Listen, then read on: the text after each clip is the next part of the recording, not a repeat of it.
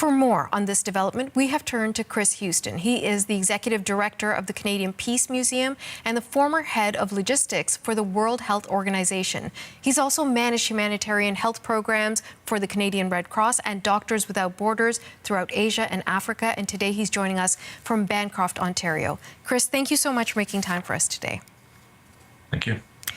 Chris, Canada is now participating in providing aid relief directly in Gaza. This time they're doing it via an airdrop. I wonder if I could begin with your reaction to this. Airdrop is a distraction. It's a photo op, and it's a completely inefficient and inadequate way of getting the volume of aid that Palestinians in Gaza need. What makes you say that? Spell it out for us. Prior to the events of October 7th, there was 500 trucks a day of aid needed in Gaza. Doctors Without Borders stated just a few days ago that now thousands of trucks of aid are needed. That's 12,500 tonnes, assuming it's 2,000 tonnes. The volume that was dropped from Canada was 10 tonnes. That is 0.02% of the daily needs. It's utterly inadequate. It may create a nice media moment and some great photographs, but it's an absolutely inadequate way of getting the volume of aid that people need in Gaza to meet their most basic humanitarian needs. Chris, what about the counter argument? I'm sure you've heard it, which is at least it's something in a place, especially when we've seen the kind of images of these children who are basically skeletons.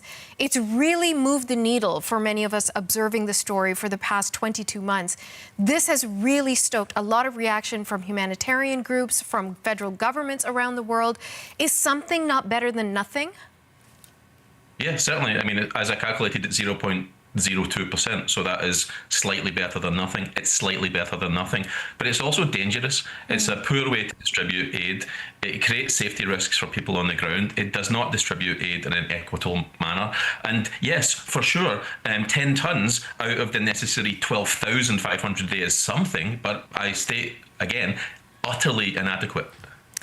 I want to get back to the inadequacy of it in just a moment, but you talked about the danger. So for people who don't know, who are unfamiliar with this, why is it dangerous to have airdrops as a means of distributing aid? I mean, in case it's not intuitive to people that throwing things out the back of a plane is not dangerous, then the CBC in the past hour has reported on deaths of Palestinians on the ground. The CBC has reported on how some of that aid landed in the water.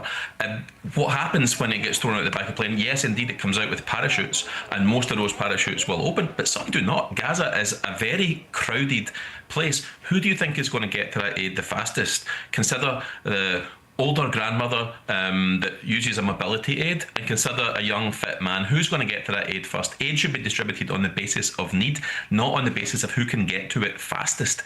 There has been people killed in the rush and the crowd to get aid. It is a very unfair, a very dangerous, in addition to being a very costly, and the inadequacy and the inefficiency that I've already spoken to.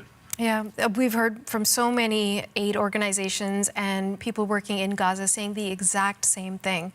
So now let's get back to the lack of aid that's coming in. Based on the people that you've been able to speak to, your own contacts in and around the region, spell out for us what is happening on the ground. What's your best understanding and what is needed, and the possibility of that aid coming in at the rate it's needed?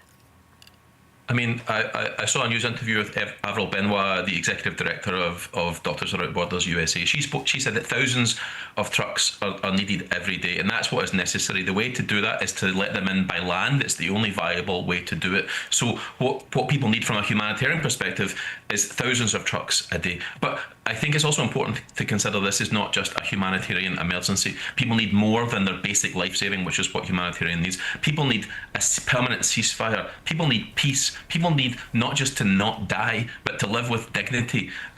What we need is a lasting peace between Israel and Palestinian people. What we need is more than just humanitarian aid, but dignity, an end to the occupation, a release of hostages, a release of political prisoners, and a lasting peace where children can go to school and can play outside without fear of aerial bombardment, where people have freedom of movement and every aspect of their human rights protected, and that's what we need.